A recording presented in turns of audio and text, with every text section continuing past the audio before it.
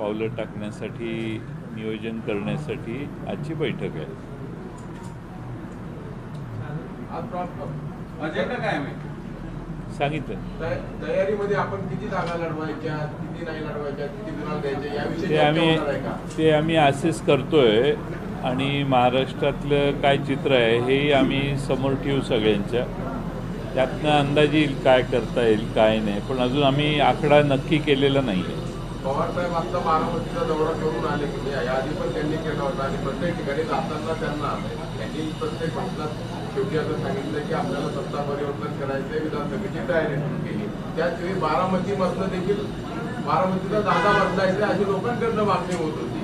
तर तुमच्याकडनं कुठल्या दादाची तयारी आहे की जो बारामतीमध्ये तुम्हाला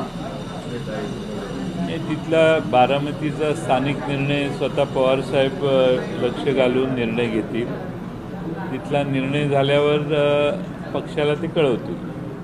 मध्ये तुम्ही स्वतः देखील काय थोडंसं किंवा माझे आता काय 4 महिने राहिले वगैरे वगैरे असं काय काय बोलला होता. काय पुढे काही संघटनात्मक बदल अपेक्षित आहे की हे नियमित प्रक्रिया असणार आहे? काय आहे की तुम्ही माझं भाषण नीट ऐकलं असेल तर तुमच्या लक्षात येईल की 4 महिन्यात विधानसभेची निवडणूक आहे आणि 4 महिने सर्वांनी संघटितपणाने राहावे, वेगळे सूर निघू नयेत आणि महाराष्ट्रात राष्ट्रवादी एक समर्थ पर्याय हे चित्र जावं अशा आशयाचा तो अर्थ होता. 4 महिन्यानंतर मी मुख्यमंत्री होणार आहे असं नाही म्हटलं मी मुख्यमंत्री कोण होणार ते मुख्यमंत्रीपेक्षा सत्तेत महाविकास आघाडी येणं याला आमची प्रायोरिटी आहे. त्यानंतर मुख्यमंत्री कोण होणार आहे त्यावेळी लोक सगळे बसून ठरवतील. आज त्याची घाई कुणी करण्याची गरज नाही आणि सरकार येण्यासाठी जे करावं लागेल ते सर्व आम्ही सगळे करणार आहोत. सर, महाविकास आघाडीचं महायुतीमध्ये बऱ्याचशा गोष्टी अलबेल नसल्याच्या खरं तर बातम्या समोर येतात. त्याचे 2 उदाहरणं दिले. रामदास कदमांनी काल असं म्हटलं की भाजपच्या हट्टीपणामुळे आमच्या 4 ते 5 सीट कमी झाल्या आणि आज हसन मुश्रीफ कोल्हापूरमध्ये बोलताना असं म्हणाले की एकनाथ शिंदेमुळं अनेक जागा आल्या, एकनाथ शिंदे स्वतः लक्ष घालतायत.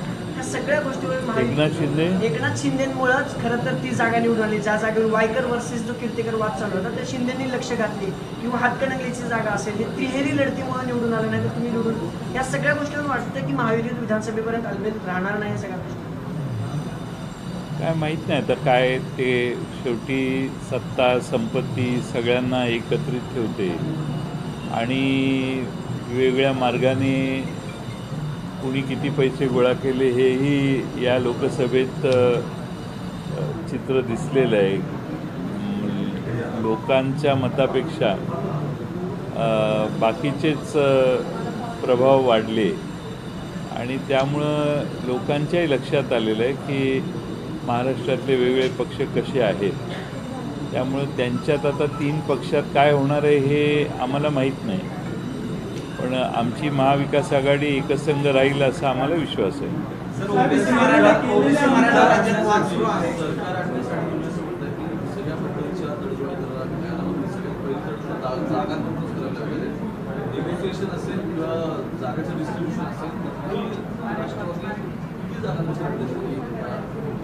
ते अजून आम्ही ठरवलेलं नाही. आम्ही योग्य वेळी तो आकडा सांगू. सर, राज्यात अजून एक प्रश्न जो आहे विद्यार्थ्यांचा रणनीतीवर आला ते तुम्हाला भेटणार देखील. सारथी बार्टी आणि महाज्योतीच्या ज्या फेलोशिप आहे स्कॉलरशिप आहे त्या राज्य सरकारकडून अजूनही गेल्या 2.5 वर्षापासून देण्यात आलेल्या नाहीत. याबाबत काही आढावा घेणार आहे? माझ्याकडे बऱ्याच विद्यार्थ्यांनी तक्रारी केलेल्या आहेत. विधानसभेत आम्ही हा विषय काढणार आहोत. या तिन्ही घटकातल्या लोकांना स्कॉलरशिप गेलेल्या नाहीत. आता नीटचा मोठा महाघोटाळा देशातल्या विद्यार्थ्यांच्या माथी मारला. स्पर्धात्मक परीक्षा आणि ज्या बाहेर आउटसोर्स करून घेतलेल्या परीक्षा आहेत इथं तर सर्रास 2 नंबरचे व्यवहार करून मुलांना पास करण्याचे उद्योग चालू आहेत. हे सगळंच भारतातल्या नव्या पिढीसाठी हानिकारक आहे आणि कष्ट करणाऱ्या हुशार विद्यार्थ्यांच्यावर अन्याय करणार आहे आणि म्हणून देशभर आता नीटच्या गोंधळामुळे फार प्रचंड चीड लोकांच्यात आहे. तीच परिस्थिती महाराष्ट्रातल्या बाबतीत देखील आहे. सर तिकडे मराठवाड्यामध्ये ओबीसी विरुद्ध मराठा असं क्लिअर कट वाद आपण बघतोय रोज टीव्हीवर. 2 आंदोलन अगोदर जरांगेंचं आंदोलन झालं, त्यांना सरकारने अगदी सीएम तिथे गेले, एंटरटेन केलं, पवार साहेब गेले, पण ओबीसी आंदोलन सुरू आहे, 9 दिवस कोणी जात नाही अशी ओबीसी बांधवांची भावना आहे. आज त्यांनी घोषणाबाजी केली ज्यावेळेस सरकारचं शिष्टमंडळ आले त्यावेळी इथले सीएम हे जातीवादी आहे. त्यामुळे आता जरांगे म्हणतात की माझं आंदोलन बंद पाडण्यासाठी भुजबळ हे सगळं घडून आणतात. नेमकं काय चाललंय? नाही, आता सरकार त्यांच्याशी बोलतंय. सरकारने योग्य तो मार्ग काढला पाहिजे संतुलितपणाने. सामाजिक समतोल बिघडता कामा नये यासाठी सरकारने काळजी घ्यायची सरकारची जबाबदारी आहे. आम्ही पाहतोय सरकार हा प्रश्न कसा सोडवते ते.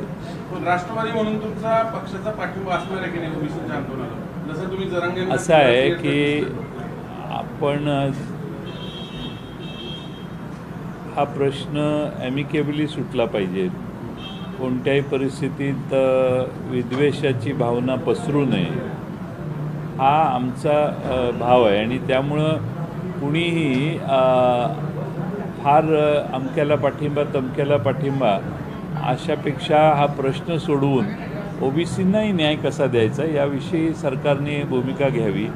त्याचबरोबर जरांगेंच्या बरोबर ज्या सरकार आम्हाला माहीत नाही सरकारने त्यांना काय कमिटमेंट दिले आहेत त्या बाबतीत म्हणजे दोन्हीमध्ये संघर्ष होणार नाही ही भूमिका सरकारने घेतली पाहिजे. सर अजितदादा गटातले काही आमदार रेसलेस आहेत आणि ते आपल्याकडे येतील असं रोहित पवार म्हणालेले आहे. याशिवाय दुसरं पण आहे की तुम्ही म्हणाला की जे काय बोलायचं असेल ते खासगी बोला, आपल्यामध्ये बोला, पण सोशल मीडियावरती बोलू नका. दोन्ही गोष्टी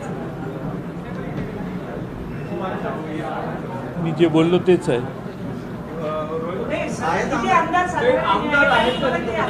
मला माहीत नाही किती आमदार येणार आहेत किंवा काय याच्याविषयी मला कल्पना नाही आहे अजून. सर सांगलीमध्ये जोडगोळीनं मी तुम्हाला माहिती मी नाव घ्यायची गरज नाही. तुमच्या मतदारसंघात येऊन मोठे घोषणा केल्या काय प्रत्युत्तर असेल? मी लहान माणूस आहे, माझे काही प्रत्युत्तर नाही. आणि किती झालं तर ते आमचे काँग्रेस हा मित्रपक्ष आहेत त्यांच्यातल्या कुणी काही बोललं तर त्यावर मला उत्तर देणार नाही. मी आवश्यकताही नाही. सगळ्यांना माहिती आहे काय कशामुळं काय कुणाचं झालं ते. त्यामुळं त्या बाबतीत मला स्पष्टीकरण देण्याची गरज नाही. याच्यावर आवश्यक ते सगळं मी बोलून झालेलं आहे. रोहित पवार म्हणले की अधिवेशनानंतर राज्यात महायुती अस्तित्वात राहणार नाही. तुम्हाला काय वाटते? मला माहीत नाही काही तपशिलात काय कशाबद्दल कोणती माहिती त्यांच्याकडे आहे ती मला माहीत नाही. त्यामुळे त्याच्यावर मी बोलणं योग्य नाही.